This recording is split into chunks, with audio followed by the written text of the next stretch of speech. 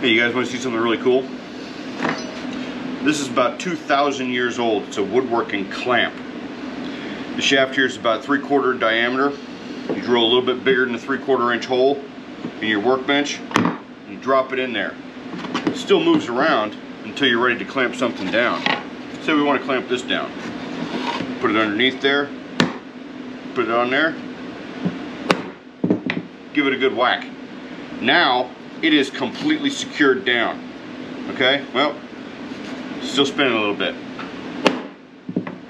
Now it's not going anywhere. Pretty simple. You want to release it? Done. The Romans came up with these. Forget what they call it. It's an awl, maybe? I'm not sure. But it's really cool. All you need is a little hole drilled in your shop, in your workbench. Drop that sucker in there. Boom, clamped. Boom, released. Done.